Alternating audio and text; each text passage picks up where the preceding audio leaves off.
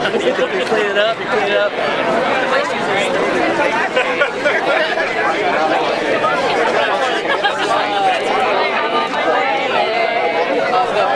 The cost of living, and so they have to work more hours.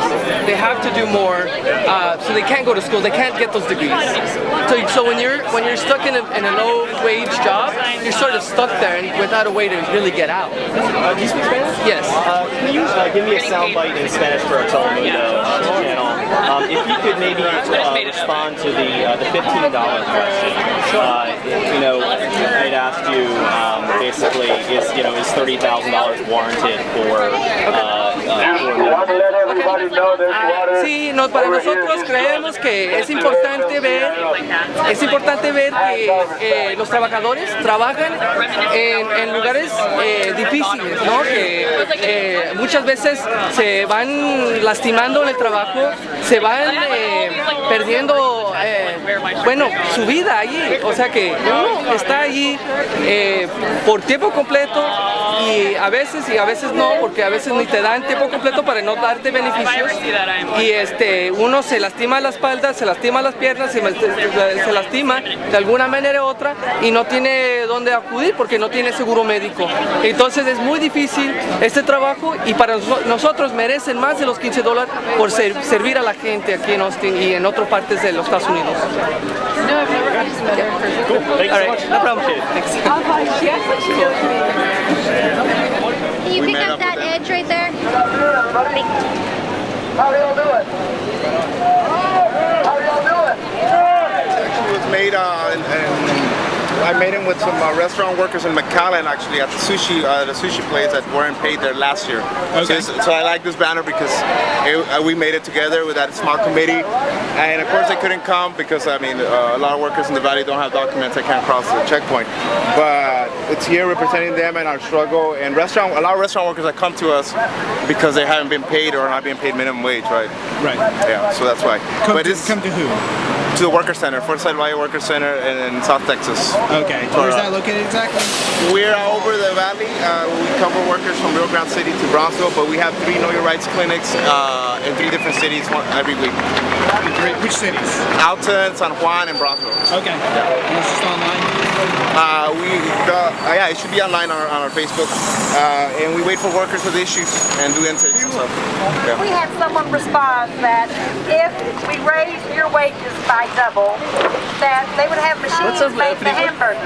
And our communications guy reminded that guy, who says he is a friend of ours, he said that no, if we raised your salary by double, it would only increase the price of a McDonald's by 68 cents a burger. I'm ready to pay 68 cents more a burger to get y'all some money.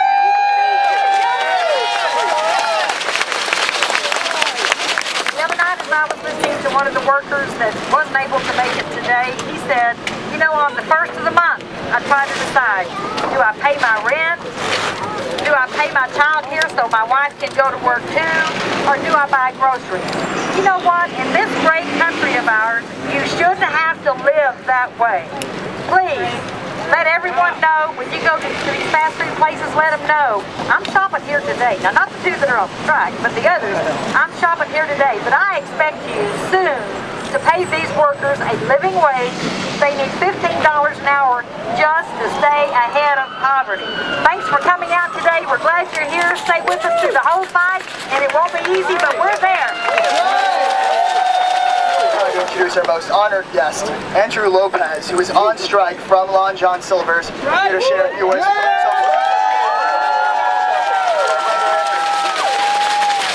How's it going? Might have to do better than that. How's it going for real? Well, we're out here fighting for 15. You know what? We all came together, and you know what? It's time for a change, and hopefully we're going to prosper throughout this thing we're setting up. And we're so glad y'all can come and make it out here in this hot weather. You know, it's Texas weather, but you know what? We're out here anyways, and we're going to fight the good fight, and it's time for a change, and I think that change starts with right now. So I thank y'all.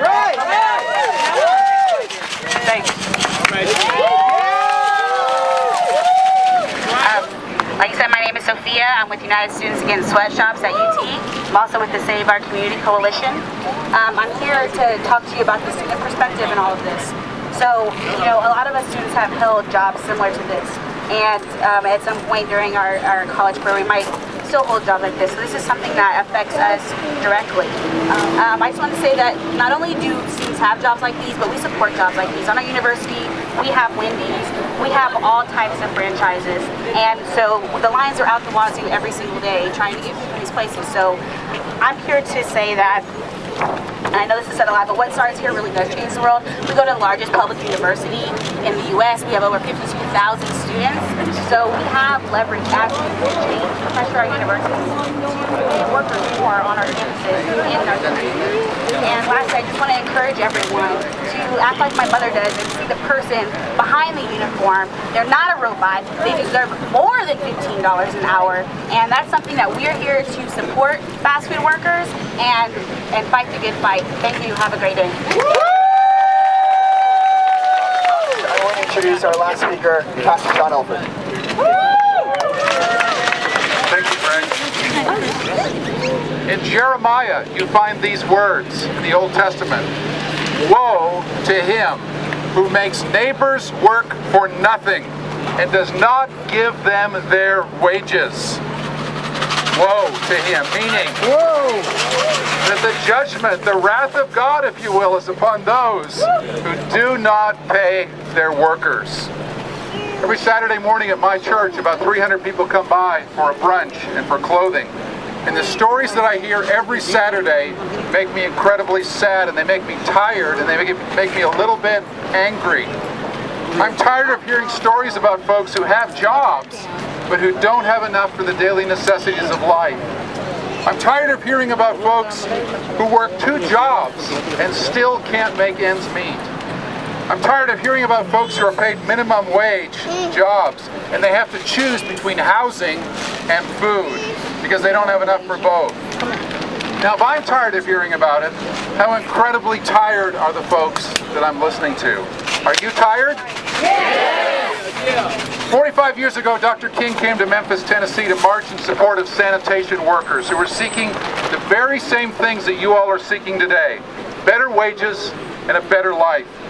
And people were saying the same thing that they're saying now. Let's not rush into things, Dr. King. We're already paying them some good wages. At least they have a job, Dr. King. Let's give them some time. And Dr. King said, now is the time. Right? Now is the time to make an adequate income a reality for all of God's children. Now is the time for justice to roll down like water and righteousness like an ever-flowing stream. Now is the time. When is the time? Now! I can't hear you. When is the time? Now! Thank you. Thank you all so much. We're soon going to begin the march, and we'll be marching about a block that way, a block up Guadalupe, and then crossing the street. So please follow the folks in the orange vests, and know that this isn't just a protest, but also a celebration of the fact that the naysayers weren't right, that we're right, that workers are ready to organize, their allies and community are ready to organize, and fast food workers are on strike today. What do we want?